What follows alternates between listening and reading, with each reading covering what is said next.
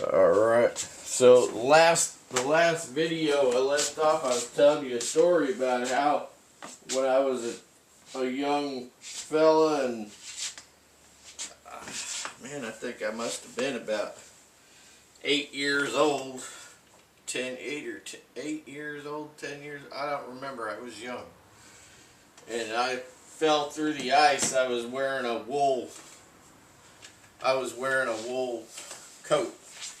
So the whole thing about the wool that we have on the market now, as far as the coats, you know, the Filsons are only, the double mackinaw and the mackinaw, they're only made with 24-ounce wool. And I don't know what sheep they get their wool from, but I understand that they are itchy, and that's a good thing. There's so many people out there, they're like, oh, I want soft, you know, I want my wool to be so soft, but that is not what you want. We talked about that before here. I got it on the whiteboard still. That is not what you want for outerwear. The soft stuff will not last as long. It's not going to have the longevity that the heavy stuff does. Because when you get that scratchiness, it's because you have a wool fiber that's scratchy is thicker. It's thicker and it's coarser, okay? It's good, you know. You say, well, I have this other fiber, it's other wool fiber, it's just as strong, but it feels better on the skin. But it doesn't matter, man, because it's not going to last as long. You know, for me, it's about longevity. I want something that's going to last a lifetime, you know. That's what I want. I have a boiled wool European sweater that has a tag in it that says it was made in 1982. It still looks great. It's only, I did a repair on it because I got a hole in it. Human fault, right? Not the wool's fault. Everything else on it, now you can't tell that the hole was there because I actually did a pretty good patch job on it with wool yarn, you know. Anyway, I'm not saying that I'm good at that because I'm not. I'm terrible. I just happen to get lucky. But it still looks great. The wool jumper looks perfect. It looks like it could have been made a week ago. And it's from 1982, I think is what it says in there. You know, and it's coarse wool. Stuff lasts forever. Stormy Kromer is the same thing. I have not held a Stormy Kromer coat. I have not even held a Filson coat. I'm being honest with you. I haven't held either one of them. But everybody says it's coarse wool, it's scratchy, blah blah blah, both of those brands. Stormy Kromer is made with 26-ounce wool. I kind of consider that like the bare minimum on weight. Okay, 26 ounces bare minimum. I think Big Bill, which does not make any kind of a double mackinaw or mackinaw coat that I know of, they make coveralls. Their wool is 28 ounce. Yeah. Of course, I don't know what kind of wool it is. I don't know if it's a mackinaw wool or if it's a Melton wool. I don't know what they got going on there. I don't own any of their products. I've just seen them. But yeah, the weight of the material does per square yard. That does matter. Weight does matter per square yard, because that's what it is. If they say, oh, this is 24-ounce wool or this is 26-ounce wool or whatever, that's per square yard. That's how wool weight and other garment materials are classified by weight, right? Per square yard. That's what it means. Even if they don't say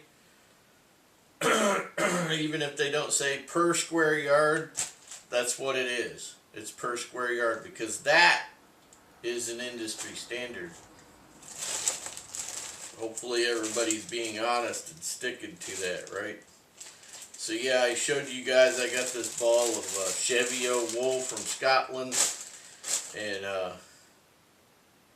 I understand that they are not allowing, or they put super heavy restrictions on England and Scotland because of that Brexit thing, right? They super heavy regulations on exporting stuff to Europe. You know what? It's just the way it is, guys. I mean, people are crying. You know what? Buy local if you can. Here's my tier. Okay, here's my tier for purchasing products. If I could stick to it, this is the tier that I go with. USA, because I live in USA. I want to try to support USA made. Okay, USA made is what I want to try to support. That's number one. Number two, allied made. Allied countries. Countries that are allied with us. Scotland and England and Ireland are allied with us. They are our closest cousins. Okay? I mean, I'm half Scottish. So, you know, I'm okay with this, right?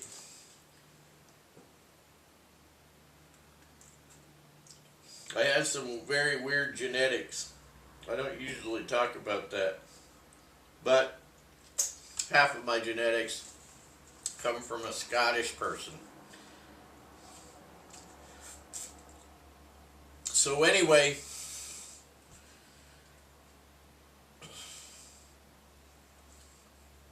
where was I? Oh, I'm talking about wool fiber thickness, alright? Wool fiber thickness, right? It means something.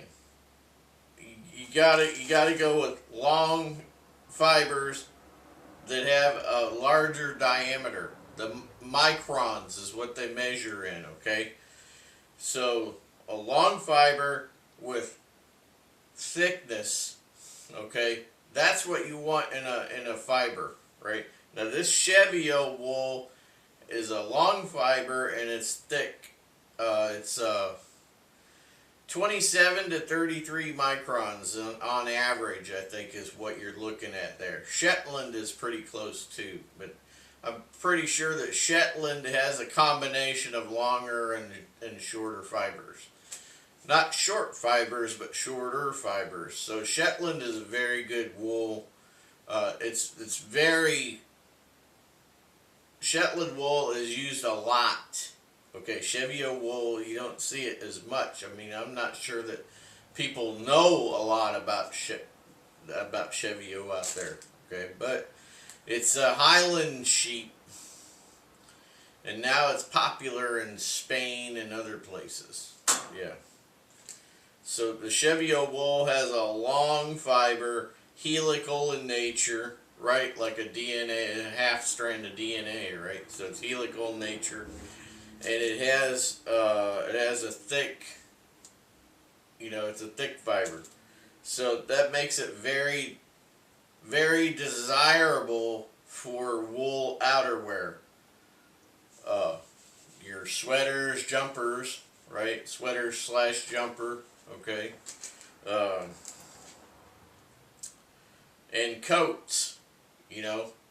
It's very desirable for coats. The old great coat, you know, and pea coats and things like that from the military.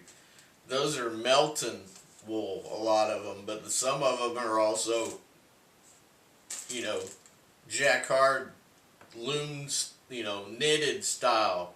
Weave. I'm trying to come up with the proper word. They're woven. You know, some of them are woven, right? Some of them are Melton. Some of them are woven.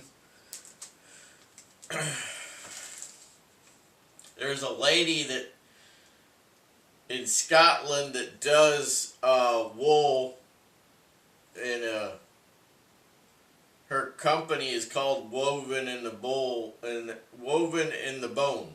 Okay, and she makes all kinds of bespoke wool, and there's no electrical machinery. She's got her legs going. She weaves this wool with all of her old machines. Awesome. You need to watch what she does.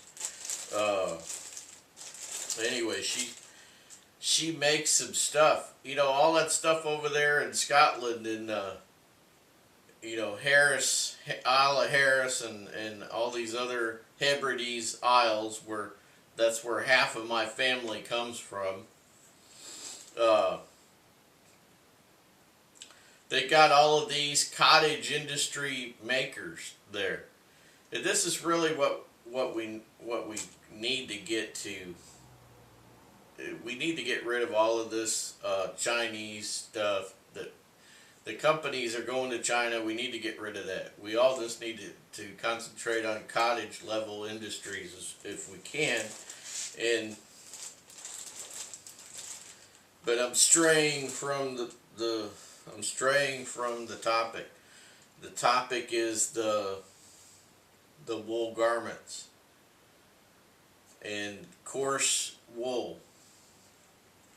You know, I would love a Filson double mackinaw from, like, you know, the 30s or 40s. I mean, they've been making them forever, right? And it wouldn't even matter because it's so hard. I've been searching online.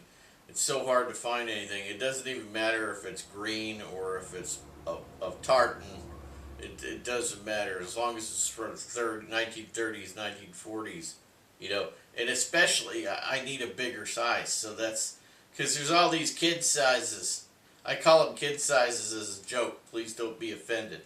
So, you know, if I see a 38, 40, 44, to me that's like a small, you know. I mean, without inhaling, my chest is like 49, right? Underneath my arms, around my chest, it's like 49. And that isn't because I'm like fat, okay? You know, I used to be in very excellent shape, you know, weightlifting and running and the whole 9 yards. But I'm running out of time again. And I looked for a Stormy Kromer double mackinaw. Man, those are even harder to find. But anyway, yeah, 50 to 52 regular. That's about right. I think 52 would be better. Get a couple layers under there, you know. Well, another problem I saw with a lot of coats, though, is that they make the area around the trunk larger, but they don't increase the arm size that much. You know, I can remember I had 18-inch biceps at one time, you know, but I just do this, you know, right. So got a minute left. So that has always been a problem in coats too. You know, when you buy a garment, you got, like my neck, you know, got to go up a size on the garment just to get the neck in there. It's always been an issue, you know. And then my waist was smaller back then. And, you know, so I got like everything fits up top, and then everything is like, you know, a trash bag hanging out the bottom, you know. That's the way it used to be. Now I'm pretty much the same size, you know. I'm only a little bit of a V shape now, which actually helps in fitting into stuff. Yeah. Alright.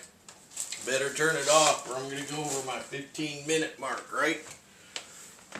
See you in a while.